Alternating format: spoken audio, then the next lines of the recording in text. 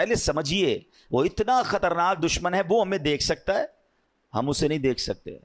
ہمیں نیند آتی ہے، وہ سوتا نہیں ہے. ہم تھکتے ہیں، وہ تھکتا نہیں ہے. ٹھیک ہے، اور اس کے بڑے خطرناک وار ہیں اور ہم بڑے مزے سے سوتے ہیں، ہمیں کوئی فکر ہی نہیں ہوتی. Try to understand. چونکہ وہ مردود ہوا ہے نا اللہ کی بارگاہ سے، وہ بھی تو پہلے سے مردود تو نہیں تھا، وہ تو جنت کا خزانچی تھا، فرشتوں کا استاد تھا.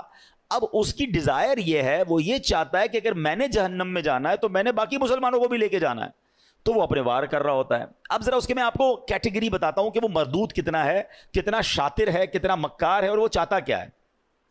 سب سے پہلے شیطان یہ چاہتا ہے کہ میں کسی طرح مسلمان سے کوئی بڑے بڑے کبیرہ گناہ کرواؤں، شراب پلوا دوں، بدکاری کروا دوں، قتل کروا دوں، کوئی بہت بڑا اس سے گناہ کرواؤں. اب جب وہ شیطان دیکھتا ہے نا کہ یار یہ بندہ قتل تو نہیں کرے گا، یہ شراب تو نہیں پیے گا، تو نمازی آدمی ہے، اب وہ کیا کرے گا؟ جب اس نے دیکھا کہ بڑے بڑے گناہ نہیں کر رہا، تو پھر میں اس کی کسی طرح عبادتیں چھڑوا دوں، اس کو نماز چھڑوا دوں، اس کو روزہ چھڑوا دوں.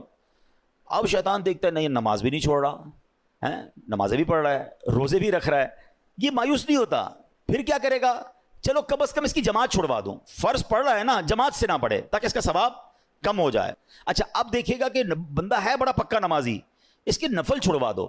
آپ دیکھیے شیطان کیا مکاری. ہم میں سے کئی ایسے ہوں گے جو پہلے نفل پڑھتے تھے اب نہیں پڑھتے، یا نفل ہی ہے نا. پھر کہے گا یار اس کی سنت موقدہ چھڑواؤ. دوسرا وار کیا ہوگا؟ سنت غیر موقدہ. تیسرا وار ہوگا سنت موقدہ. اب ایسی باتیں کرنے لگ گئے لوگ، یار سنت ہی ہے نا، فرض تو نہیں ہے، فرض پڑھ لو بھائی بہت ہے. تو اب آپ کی سنتیں گئیں، پھر ایک وقت آئے گا آپ کا واجب جائے گا، پھر شیطان آپ کے فرض پر اٹیک کرے گا. امیون سسٹم سمجھے تھے نا آپ کووڈ میں کیا تھا؟ کہ اپنا امیون سسٹم اتنا مضبوط رکھو کہ کووڈ وائرس اٹیک نہ کر سکے. تو جس کا امیون سسٹم مضبوط تھا اس پہ وائرس اٹیک نہیں کر پاتا. آپ کا اور میرا امیون سسٹم پتہ ہے کیا ہے؟ یہ ہماری عبادتیں ہیں، ہمارے پہلے نوافل ہیں. نفل پکڑ لو تمہارا فرض مضبوط ہو جائے گا، کیونکہ نفل پہلے ہے، پھر سنت ہے، پھر واجب، پھر فرض کی باری آئے گی. شیطان نہیں کر سکے گا حملہ. ہم نے نفل چھوڑ دیے، سنتیں چھوڑ دیں، واجبات چھوڑ دی، اب فرض پر اٹیک ہوتا ہے. اچھا پھر یہ مردود کیا کرتا ہے؟ دیکھتا ہے نہ یہ نمازیں چھوڑ رہا ہے، نہ یہ روزے چھوڑ رہا ہے، اچھا یہ صدقے بھی نہیں چھوڑ رہا. صدقے پتہ کیسے چھوڑواتا ہے؟ دل میں خوف ڈالتا ہے، یار زکوٰۃ دو گے تو پیسے کم ہو جائیں گے، زکوٰۃ کے علاوہ دینے کی کیا ضرورت ہے؟ زکوٰۃ دے دی بڑی بات ہے بھائی، اب کیا صدقہ دینا، اتنا مہنگا جانور قربانی کی کرنے کی کیا ضرورت ہے؟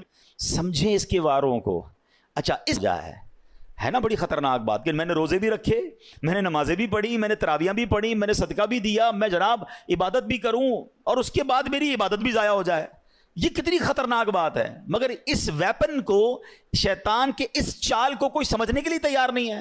پتہ ہی نہیں ہے لوگوں کو کہ یار یہ بھی ہو سکتا ہے کہ بھائی صدقہ دے دیا، مسجد سے رسید مل گئی، اب یہ رسید مل گئی، صدقہ ان کو ریسیو ہو گیا، لیکن قرآن کہہ رہا ہے صدقے ضائع نہ کرو. اس کا مطلب میں نے پیسے دے کر بھی ضائع کر دیے. یہ کیسے ہو سکتا ہے؟ Null and void. بلکہ میں آپ کو اس سے خطرناک بات بتا رہا ہوں. یہ جو ریاکاری ہے نا، انگریزی میں کہتے ہیں اس کو آسٹنٹیشن، دکھلاوا. یہ اتنی بری بیماری ہے جو صرف صدقہ یا آپ کی نیکی ضائع نہیں کرتا، بلکہ اس نیکی کو گناہ بنا دیتا ہے، اللہ کی ناراضی بنا دیتا ہے. چلیں بھائی اللہ نہ کرے کوئی نیکی کی اور ضائع ہو گئی، نقصان ہے، مگر وہی نیکی گناہ بن جائے، میں تو مارا گیا نا، کتنا بڑا لاس ہو گیا. Try to understand. یہ سمجھنا ہوگا مجھے اور آپ کو کہ ریاکاری ہے کیا. تو ریاکاری کیا ہے؟ حدیث پاک میں آتا ہے، نبی پاک علیہ الصلوۃ والسلام نے فرمایا مجھے تم پر سب سے زیادہ شرک اصغر، چھوٹا شرک، وہ کیا ہے؟ ریا، یعنی دکھاوے کا ڈر ہے. اللہ تعالیٰ قیامت کے دن کچھ لوگوں کو ان کے اعمال کی جزا کے وقت فرمائے گا ان لوگوں کے پاس جاؤ جن کے لیے تم دنیا میں دکھاوا کرتے تھے اور دیکھو کیا تم ان سے کیا جزا پاتے ہو. یعنی اللہ فرمائے گا میرے پاس تمہارے لیے کوئی جزا نہیں، ان سے جزا لو جن کے لیے نیکیاں کی تھیں. اب کیا ہو رہا ہے؟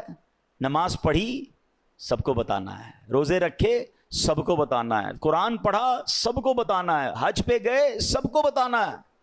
وہ نیکیاں جو نارملی انسان اکیلے میں کرتا ہے مگر وہ بھی بتانی ہے. وہ پہلے سنتے تھے نا نیکی کر دریا میں ڈال، اب نیکی کر فیس بک پہ ڈال، نیکی کر سوشل میڈیا پہ ڈال. ابھی پچھلے دنوں سیلاب آیا تھا تو کووڈ کے معاملات آئے تھے، کئی لوگ ماشاءاللہ صدقہ خیرات دینے گئے، اچھی بات ہے، یہ بڑی نیکی ہے.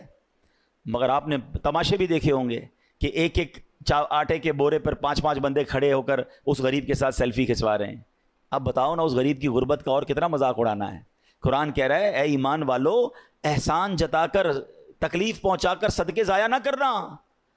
لیکن یہ ہو رہا ہے، میں نے یہ کیا، میں نے وہ کیا، اتنی پرانی پرانی نیکیاں لوگوں کو یاد ہیں۔ ویسے ایک چھوٹا سا سوال کر لیتا ہوں، اتنے سارے ماشاءاللہ نمازی بیٹھے ہیں، آپ میں سے کئی ایسے ہوں گے، بلکہ شاید سارے ہم ایسے ہیں، میں بھی اس پہ شامل ہوں گا، جن کو اپنی 25 سال پرانی نیکی بھی یاد ہے۔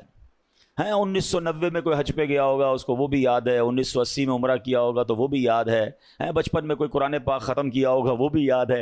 یعنی عام ہمیں تو تجربہ ہے نا، ہم تو لوگوں سے ملتے ہیں، ہمارا تو حال یہ ہے کہ ہم کبھی کسی سے ملنے جائیں نا، حضرت کیسے ہیں، طبیعت کیسی ہے، بس اللہ کا بڑا شکر ہے، اللہ نے بڑا کرم کیا ہے۔ میں 1995 پہ حج پہ بھی گیا تھا تو 2000 میں بھی حج کی سعادت ملی، اور 2015 سے تو ہر سال عمرے پہ جا رہا ہوں، اللہ نے بڑا کرم کیا ہے، رجب شعبان رمضان کے ہم روزے بھی رکھتے ہیں، الحمدللہ تہجد کی بھی عادت ہے۔ حاجی صاحب کس نے آپ سے یہ سب پوچھا تھا؟ میں نے تو طبیعت پوچھی تھی آپ سے، اور آپ نے اپنی پوری زندگی کی نیکیاں جو ہیں 3-4 منٹ میں بیان کر دیں۔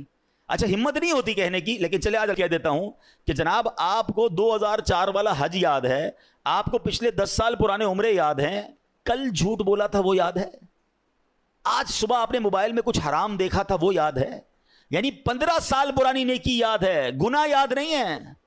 یاد رکھیے یہ ہمارا سائیکل ہی غلط ہے۔ بزرگان دین فرماتے ہیں نیکی کر کے بھول جاؤ اور گناہ کر کے یاد رکھو، کیونکہ پتہ نہیں نیکی قبول ہوگی کہ نہیں، اخلاص ہے کہ نہیں، گناہ کی سزا کیسے بھگتوں گا۔